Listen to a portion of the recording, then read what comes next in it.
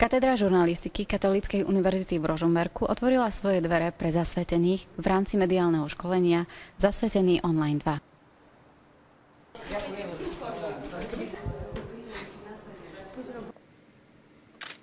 Na mediálnom školení Zasvetený online 2 bežalo niekoľko workshopov, ktorí viedli fundovaní školitelia. Otec Michal, aký workshop ste viedli?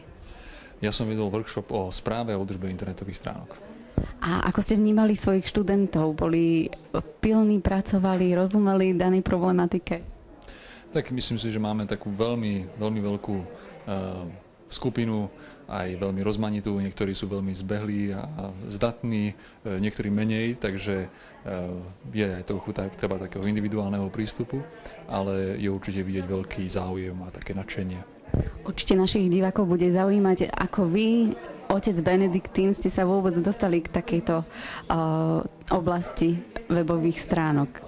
To by som aj ja rád vedel, ale bola to skôr taká znúdecnosť, alebo ako sa hovorí, že ako slepá k zrnu, tak nejakým takým spôsobom asi aj v mojom prípade.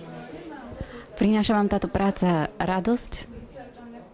Skôr množstvo povinností, ale radosť mi prinášajú tí ľudia, ktorí prídu na tie stránky a pre ktorých sú obohatením. A kde by sme mohli sliadnuť vašu prácu na internete? Tak napríklad na našich stránkach benediktini.sk. Trajana, môžem vás vyrušiť? Čo nové ste sa naučili na tomto workshope? Veľmi veľa vecí. Napríklad? Kodovanie stránok, bezpečnosť stránok. Ako sa volá váš workshop? Je to vlastne práca s webovými stránkami. A naplnil tento workshop vaše očakávanie? No, myslím, že predčil. Som získala viac, ako som dúfala. Za mojím chrbtom práve prebieha ďalší z workshopov, ktorý sa venuje printovým médiám. Vedie ho otec Salesián Rastislav Hamráček. Aby ste niečo komunikovali tomuto publiku. A čo by ste si z toho vybrali? A teraz, podľa čoho vy budete vedieť, že máte 500 eur? Vy to máme 16. Matura, áno. Tak on tam musí točiť. A natočíte asi to teraz. V tejto zostave patril aj tu náš spolubrat, ktorého sa chcem opýtať niekoľko otázok. Ako dlho už pracuje s kamerou? Tak asi 7,5 minúty. Wow, dobre, to je dnes. A inokedy? Veľmi krátko. To zo 2 roky.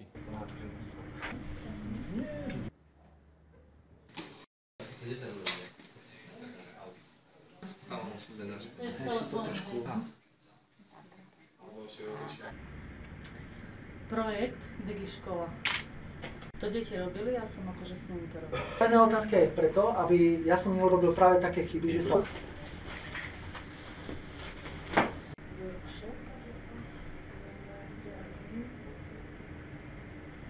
Veríme, že aj toto mediálne školenie nám pomôže lepšie ohlasovať evanjelium v dnešnom svete. Pre Katolícku univerzitu sestra Mária Pavla Hudáčeková.